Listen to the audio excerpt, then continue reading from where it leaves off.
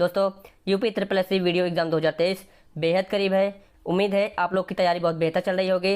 Practice set की series में ये हमारा हिंदी का 25वां प्रैक्टिस सेट है। ज़्यादा समय न गंवाएं, आइए शुरू करते हैं अपना प्रैक्टिस सेट, क्योंकि जितनी जल्दी आप लोग जितना अधिक से अधिक प्रैक्टिस करेंगे परीक्षा में उतना ही अधिक लाभ मिलेगा। चलिए शुरू करते हैं आज का अपना प्रैक्टिस सेट। आज का हमारे प्रैक्टिस सेट का पहला प्रश्न जो है गद्यांश पर आधारित है। आपको इस गद्यांश को पढ़कर उत्तर देने हैं। आप लोग एक बार गद्यांश को देख लीजिए। इस गद्यांश से केवल एक ही प्रश्न पूछा जाएगा। उम्मीद है गद्यांश पढ़ लेंगे। इससे जो प्रश्न पूछा गया है कि गद्यांश में प्रयुक्त आचार शब्द से क्या तात्पर्य है।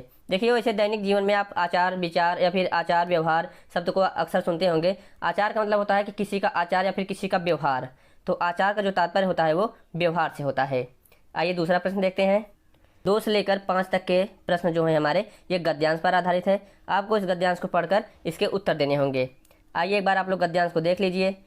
आप लोग इसे पास करके पढ़ सकते हैं। इसके बाद हम लोग देखते हैं प्रश्नों को।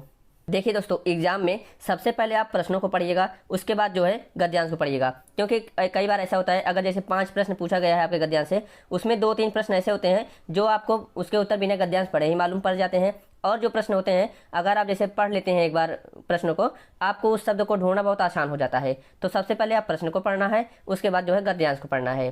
तो आइए देखते हैं जो दूसरा प्रश्न है क्या कहता है। सांख्य तथा मीमांसा की गणना किसमें होती चली आई है। ये जो सांख्य मीमांसा है इसकी गणना जो है नास्तिक दर्शन में होती आई है। दूसरा प्रश्न है, यहाँ पे डैश है, रिक्त स्थान इसको भरना है। और ईश्वर की सत्ता में विश्वास नहीं करते। यानी यहाँ पे आपको बताने हैं कि 2 धर्म हैं जो ईश्वर की सत्ता पर विश्वास नहीं करते हैं। वो कौन कौन से हैं। हिंदू अपने ईश्वर पर विश्वास करते हैं, मुस्लिम भी करते हैं, सिख भी करते हैं। लेकिन अगर बात करें जैन और बौद्ध धर्म की, ये दोनों जो है अपनी ईश्वर की सत्ता पर विश्वास नहीं करते हैं। अगला प्रश्न है, नास्तिक का अर्थ है। नास्तिक का अर्थ क्या होता है। अक्सर हम अपने आसपास देखते होंगे बहुत से ऐसे लोग होते हैं जिन्हें हम कहते हैं कि यह तो बहुत ही नास्तिक है। यानी यह जो है भगवान को नहीं मानता है। जो भगवान को नहीं मानता है, भगवान को ना मानने वाला होता है, उसे नास्तिक कहते हैं। और जो भगवान को मानने वाला होता है उसे आस्तिक कहते हैं। आइए अगला प्रश्न देखते हैं। सभी पुराणों में क्या आया है। यहाँ पे प्रश्न है कि सभी पुराणों में क्या आया है। अगर आप गद्यांश पढ़ेंगे तब देख पाएंगे कि वहाँ पर अवतार का प्रसंग है। यानी सभी पुराणों में अवतार का प्रसंग मिलता है। अगला प्रश्न है, शिष्य के द्वारा गुरु को पत्र में संबोधन होगा। जैसे कोई शिष्य है अपने गुरु को जब कोई पत्र लिख रहा है तो उसका संबोधन किस शब्द से करेगा। प्रिय गुरु जी, या फिर सप्रेम गुरु नमस्ते, या फिर भवदी, या फिर श्रद्धेय गुरु जी। आप लोग एक बार अपने विचार से इसका उत्तर दीजिए क्या होगा। देखिए अपने गुरुवर के लिए अक्सर हम लोग श्रद्धेय का भाव रखते हैं। श्रद्धा का भाव होता है गुरु में, इसलिए गुरु के लिए श्रद्धेय गुरु जी लिखा जाता है। अगला प्रश्न है, दैनिक जागरण में संवाददाता के पद के लिए किसे आवेदन पत्र लिखेंगे। जैसे आप दैनिक जागरण एक अखबार है, न्यूज़पेपर है, आप इसे जानते हैं। अगर आप उसमें संवाददाता की भूमिका निभाना चाहते हैं उसके लिए आप किसे अपना पत्र लिखेंगे। तो आप लिखेंगे संपादक महोदय को। जो पत्र उस पत्र के संपादक होते हैं आप उन्हें पत्र लिखेंगे और आप वहाँ पर अपने आवेदन को देंगे। अगला प्रश्न है, व्यवसाय संबंधी पत्र में संबोधन क्या होता है। जैसे आप कोई भी व्यवसायिक पत्र लिखते हैं उसमें जो संबोधन होता है सामने वाले को, वो आप किस शब्द से करते हैं। परम पूज्य, ये परम पूज्य नहीं होता है। प्रिय, ये भी नहीं हो सकता है। आदरणीय, जो हमारे लिए आदरणीय होता है, ये सब ना होकर वहाँ पर होता है महोदय। यानी विकल्प 20 का सही उत्तर होगा। व्यवहार यानी व्यवसाय में महोदय शब्द का प्रयोग किया जाता है। अगला प्रश्न है, निम्न में से कौन जो है निक्षेपक की योग्यता नहीं है। एक निक्षेपक जो होता है उसकी योग्यता के बारे में पूछा गया है कि इसमें से कौन सा नहीं होता है। जो निक्षेपक होता है वह विवेकशील होता है, यानी बुद्धिमान होता है, धैर्यशील होता है, धैर्यवान होता है, परिपक्व होता है, मैच्योर होता है, उसका मस्तिष्क पूरी तरीके से विकसित होता है। इसके साथ साथ वह सहनशील होता है और दूरदृष्टिगामी होता है। पूर्वाग्रहित नहीं होता है। पूर्वाग्रह का मतलब होता है कि किसी भी चीज़ के लिए आपके पहले से ही जो धारणा बनी होती है वह जो होता है पूर्वाग्रह कहलाती है। जो निक्षेपक होता है वो पूर्वाग्रही नहीं हो सकता। अगला प्रश्न है, कंठ तालव्य कौन सा है। आपको यहाँ पे बताना है कि कंठ तालव्य से उच्चारित होने वाले इसमें से 2 वर्ण कौन कौन से हैं। देखिए बात करें अगर उ और ऊ की, तो ऊ के साथ साथ अगर बात करें री और ट वर्ग, इसका उच्चारण होता है आपके मूर्धा से। अगर बात करें अ के साथ साथ क वर्ग के, तो इसका उच्चारण होता है आपके कंठ से। अगर बात करें ए की, तो इसका उच्चारण होता है कंठ तालव्य से। आइए अगला प्रश्न देखते हैं। प्रत्येक वर्ग का दूसरा और चौथा वर्ण क्या कहलाता है। तो यहाँ पर महाप्राण से संबंधित प्रश्न पूछा गया है। तो देखिए जो है ये दो प्रकार के होते हैं, एक होता है अल्प प्राण, एक होता है महाप्राण। अल्प प्राण जो होते हैं प्रत्येक वर्ग का पहला, तीसरा और पांचवा वर्ण अल्प प्राण होता है, और प्रत्येक वर्ग का दूसरा और चौथा जो वर्ण होता है ये महाप्राण होता है। जैसे अगर आप क वर्ग को ले लें तो क के साथ ग और अंग, ये तीन जो हैं आपके अल्प प्राण हैं, जबकि बात करें ख और घ, ये दो जो हैं आपके महाप्राण हैं। तो दूसरा और चौथा क्या होता है, ये महाप्राण होता है। अगर यहीं पे बात करें उच्छिष्ट व्यंजन क्या होते हैं, जैसे आप ड देखते होंगे और एक ढ देखते होंगे, जब इसके नीचे बिंदु लग जाती है इसे कहते हैं हम उच्छिष्ट व्यंजन। तो इसका उत्तर क्या होगा, ये महाप्राण दूसरा और चौथा वर्ण होता है। अगला प्रश्न है, पाणिनीय शिक्षा में ध्वनियों को वर्गीकृत करने के कौन से 5 आधार स्वीकार किए गए हैं। यानी जो पाणिनीय शिक्षा है इसमें जो है ध्वनियों को वर्गीकृत करने के कौन से आधार स्वीकृत किए गए हैं। अगर उसमें देखेंगे आप पढ़े होंगे तो वहाँ पर होता है स्वर होता है, काल होता है, स्थान के आधार पर होता है, उच्चारण के प्रयत्न के आधार पर होता है और अनुप्रदान के आधार पर होता है। यानी जो इसका विकल्प होगा विकल्प डी आपका सही उत्तर हो जाएगा। आइए अगला प्रश्न देखते हैं। विकल्पों में से पुल्लिंग शब्द का चयन कीजिए। यहाँ पर आप बड़ी आसानी से देख सकते हैं, हंस जो होता है पुल्लिंग होता है, उसका जो स्त्रीलिंग होता है हंसनी होता है। तपस्विनी जो है यह तपस्वी का स्त्रीलिंग होता है, यानी जो तपस्वी शब्द है, तेजस्वी जो शब्द यहाँ पर है यह पुल्लिंग है। तेजस्वी का हो जाता है तेजस्विनी, यानी विकल्प ए पुल्लिंग है, यह इसका सही उत्तर है। अगला प्रश्न है, इनमें से पुल्लिंग शब्द कौन सा है। आपको यहाँ पर बताना है कि पुल्लिंग कौन सा है। देखिए निर्धनता आती है, और जब निर्धनता आती है तो व्यक्ति की बुद्धि हर लेती है, दुर्घटना घट जाती है। अगर बात करें दया की तो दया की भावना होनी चाहिए, लेकिन अगर बात करें बुढ़ापा की तो बुढ़ापा जो शब्द है ये पुल्लिंग शब्द है। आइए अगला प्रश्न देखते हैं। कौवा के स्त्रीलिंग के निर्धारण के लिए क्या किया जाता है। तो बहुत से ऐसे शब्द होते हैं जिनका स्त्रीलिंग बनाने के लिए उनके आगे मादा शब्द लगाया जाता है, उसमें से कौवा भी वही है। तो कौवा का स्त्रीलिंग बनाने के लिए हम उसे कहते हैं मादा कौवा, यानी विकल्प डी इसका सही उत्तर हो जाएगा। अगला प्रश्न है, दिए गए पर्यायों में से स्त्रीलिंग शब्द कौन सा है। आपको यहाँ पे बताना है कि स्त्रीलिंग कौन सा है। देखिए दोस्तों, लिंग पहचान वाले जो प्रश्न होते हैं थोड़ा कठिन होते हैं, अगर आप इसे सही से नहीं करेंगे तो गलत होने की संभावना रहती है।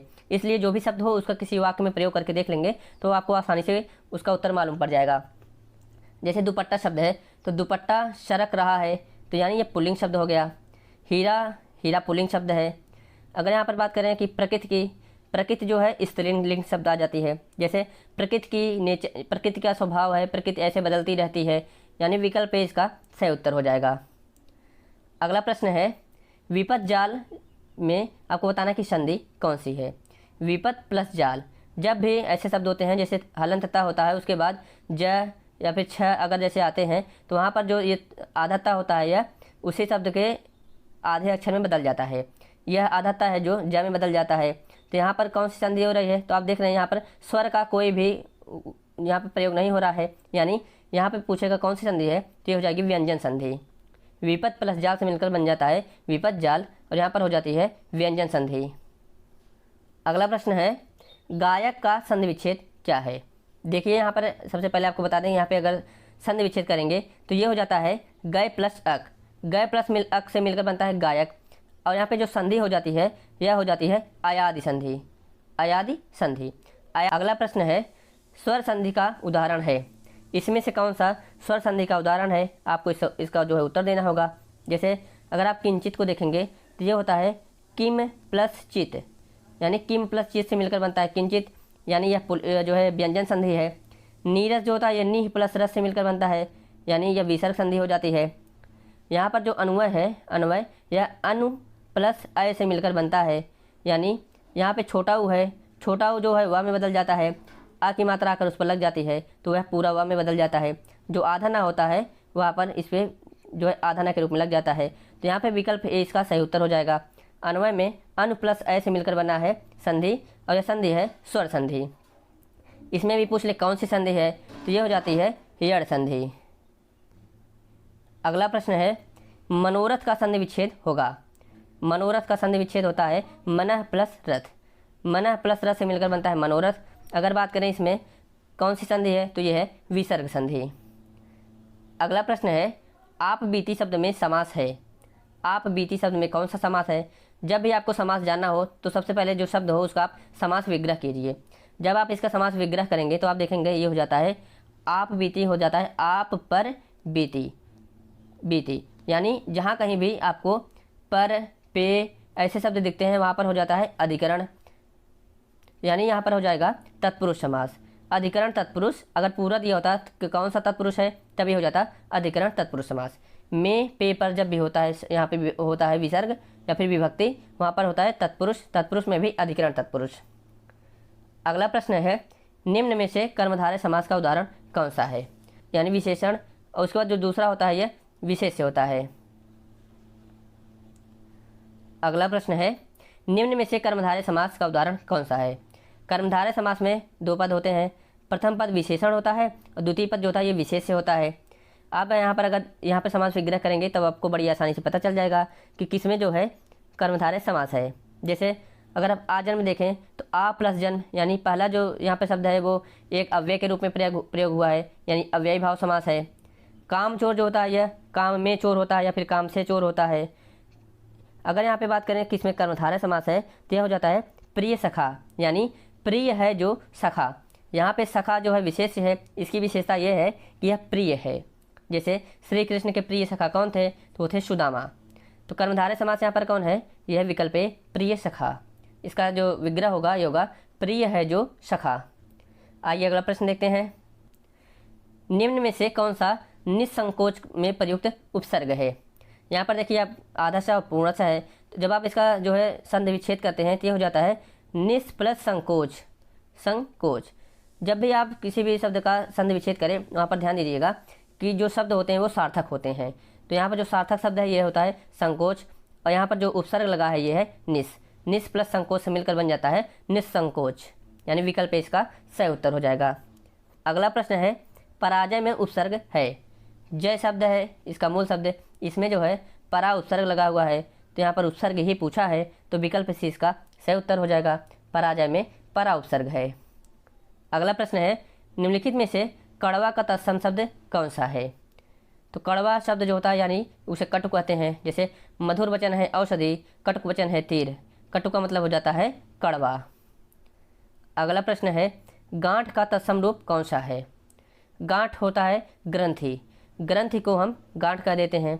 तत्सम शब्द वे शब्द होते हैं जो संस्कृत भाषा के शब्द होते हैं और हूबहू हिंदी भाषा में प्रयोग किए जाते हैं। तो ग्रंथि शब्द जो है यह तत्सम है और जो गांठ शब्द है यह उसका तद्भव है।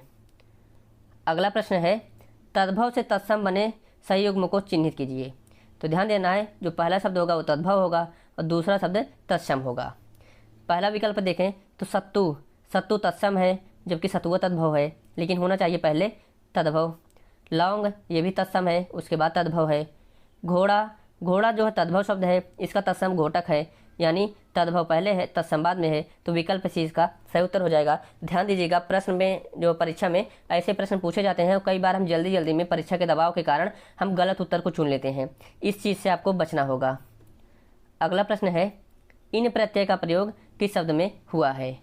इन प्रत्यय, तो देखिए एक होता है पुजारी शब्द, जब पुजारी शब्द में इन प्रत्यय लग जाता है तो ये हो जाता है पुजारिन, यानी विकल्प ए इसका सही उत्तर हो जाएगा।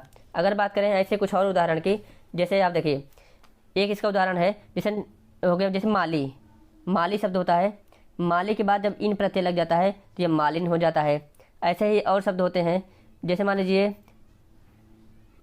नाग शब्द है, नाग शब्द है इसके पीछे इन प्रत्यय लगाते हैं तो ये हो जाता है नागिन, तो इसका उत्तर हो जाएगा विकल्प ए। आइए अगला प्रश्न देखते हैं, आलपीन और गमला किस विदेशी भाषा के शब्द हैं?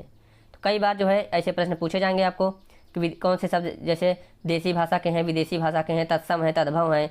तो आलपीन, गमला, इसके साथ साथ बात करें अगर आलमारी, तो ये सभी शब्द जो हैं ये पुर्तगाली भाषा के शब्द हैं। अगला प्रश्न है, हिंद महासागर में कौन सी संज्ञा है?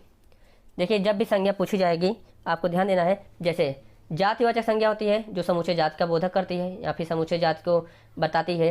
जैसे महासागर है तो महासागर कई हैं, अगर यहाँ पर केवल महासागर होता तो हो जाती जातिवाचक, लेकिन यहाँ पर स्पेशली पूछा है कि हिंद महासागर यानी पार्टिकुलरली पूछा है, तो यहाँ पर हो जाएगा व्यक्तिवाचक संज्ञा। अगला प्रश्न है, स्वतंत्रता सबको प्यारी होती है, वाक्य जो रेखांकित है यानी जो स्वतंत्रता शब्द है इसका आपको भेद बताना है। तो स्वतंत्रता क्या होती है? स्वतंत्रता होती है हमारे अंदर की भावना, यानी विकल्प 20 का सही उत्तर हो जाएगा। अगला प्रश्न है, संज्ञा के बदले जिन शब्दों का प्रयोग किया जाता है उन्हें क्या कहते हैं? तो आप बहुत ही आसानी से इसका जवाब दे सकते हैं। संज्ञा के बदले जब कोई शब्द प्रयोग किया जाता है उसे सर्वनाम कहते हैं।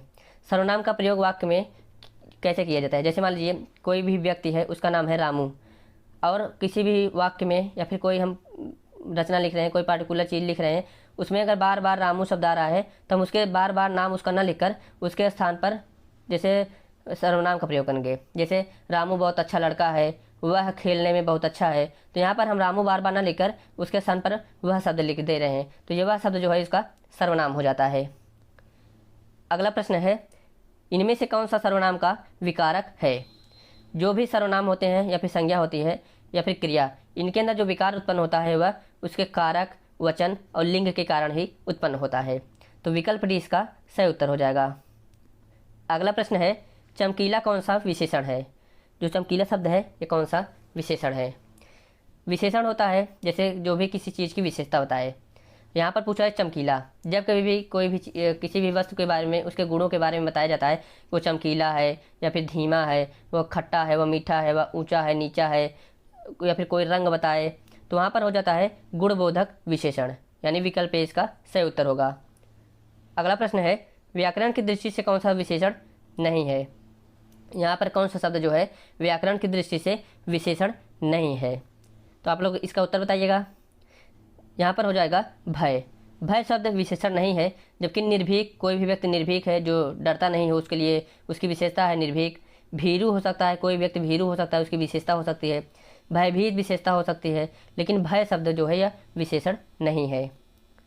अगला प्रश्न है, राधा बहुत सुंदर लड़की है, वाक्य में कौन सा विशेषण है? तो यहाँ पर आप बिना ऑप्शन देखे बता सकते हैं कि जो सुंदर शब्द है ये इस लड़की की यानी राधा की विशेषता है।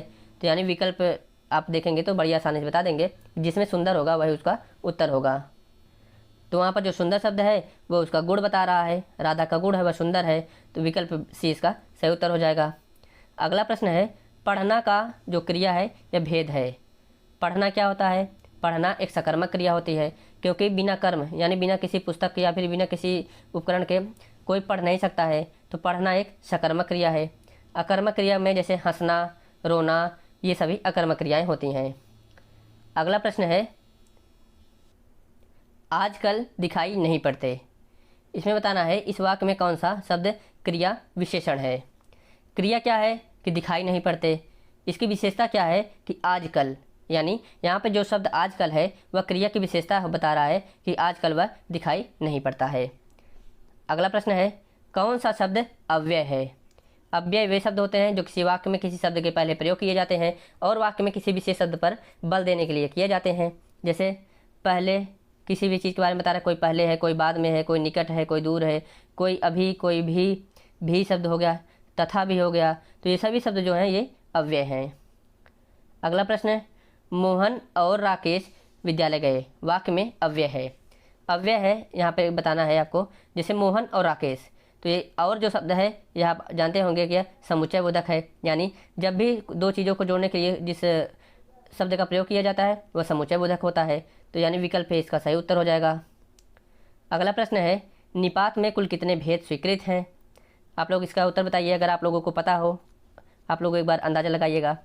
तो यहाँ पर होगा विकल्प सी, निपात में कुल 9 भेद स्वीकृत हैं, जैसे स्वीकृति बोधक, नकार बोधक, निषेध बोधक, ये सभी जो हैं कुल 9 प्रकार के निपात हैं, इसके 9 प्रकार के भेद हैं। आप लोग एक बार सभी को देख लीजिए। अगला प्रश्न है, विभु का पर्यायवाची है। तो विभु किसका पर्यायवाची है? ये है ब्रह्म का। ब्रह्म को ही आत्मा कहते हैं, यानी ये सभी एक दूसरे के पर्याय हैं। अगला प्रश्न है, निम्नलिखित में अर्थ की दृष्टि से सही शब्द युग्म कौन सा है? कौन सा शब्द युग्म है जो अर्थ की दृष्टि से सही है? तो इसका उत्तर होगा ताम्रचूर्ण। ताम्रचूर्ण को मुर्गा कहते हैं, ये इसका सही उत्तर हो जाएगा। अगला प्रश्न है, तामसिक का विलोम क्या होता है? तामसिक वो ऐसा व्यक्ति होता है जिसके अंदर बहुत तमस होती है, जो गैर सामाजिक होता है।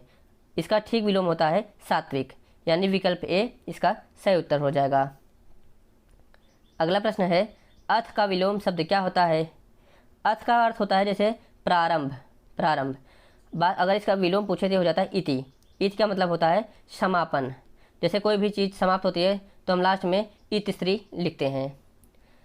अगला प्रश्न है, अंतर और अतर शब्द युग्म का सही अर्थ क्या है? तो देखिए यहाँ पर अंतर शब्द है, तो अंतर का अर्थ आप जानते होंगे कि होता है भिन्न या फिर भिन्नता। तो यहाँ पे दो ऑप्शन हैं। अगर बात करें अतर की, तो अतर का अर्थ क्या होता है, आप लोग इसका उत्तर बताइएगा एक बार। तो अतर कहते हैं, जैसे कहते हैं कि अतर लगा लो या फिर इत्र लगा लो, यानी विकल्प ए इसका सही उत्तर हो जाएगा। अगला प्रश्न है, प्रहर और प्रहार इसका शब्द युग्म का आपको सही अर्थ बताना है। प्रहर का अर्थ होता है जैसे कहते हैं ना कि सुबह दोपहर शाम ये सब प्रहर होते हैं, यानी इसका जो आपको सही युग्म बताना है इसका अर्थ क्या होगा, आप लोग एक बार बताइएगा। प्रहर का होता है पहर और प्रहार का होता है आघात, यानी विकल्प बी इसका सही उत्तर हो जाएगा। अगला प्रश्न है, निस्पृह का अर्थ क्या है? निस्पृह का अर्थ क्या है? यानी जिसकी जो इच्छा रहित व्यक्ति होता है, जिसकी कोई इच्छा ही ना हो, उसे कहते हैं निष्प्रिय, यानी विकल्प ए इसका सही उत्तर हो जाएगा। इच्छा रहित व्यक्ति जो होता है, जो इच्छा रहित हो, उसे निःस्पृह कहते हैं। अगला प्रश्न है, निम्न में से कौन सा शब्द शुद्ध है? आप लोग इसका उत्तर बताइए। आप लोग के सामने ये शब्द बहुत बार पढ़ा होगा, वह शब्द शुद्धि से प्रश्न निश्चित ही पूछे जाएंगे। तो इसका सही उत्तर हो जाएगा श्रीमती। श्रीमती लिखकर इसके आगे किसी महिला का नाम लिखा जाता है। अगला प्रश्न है, निम्न में शुद्ध शब्द बताइए, इसमें से कौन सा शब्द शुद्ध है? यह बात अगर आपसे 10 बार पूछा जाए तो आप निश्चित ही मान के चलिए कि 90% आप इसके गलत उत्तर देंगे। विरहिणी इसका सही उत्तर होता है विरहिणी, यानी विकल्प सी इसका सही उत्तर होता है। ह और अड़ा दोनों पर जो है ई की मात्रा लगती है, ह पर छोटी की मात्रा लगती है। आप लोग सही से उच्चारण करेंगे विरहिणी, तो इसका सही उत्तर आपको मालूम पड़ जाएगा। तो आज का 50 प्रश्नों का सेशन यहीं पे समाप्त होता है। समय बिल्कुल कम है, इसलिए ज़्यादा समय न लेते हुए आपको बोलेंगे कि आप लोग अपनी प्रैक्टिस लगातार बनाएं।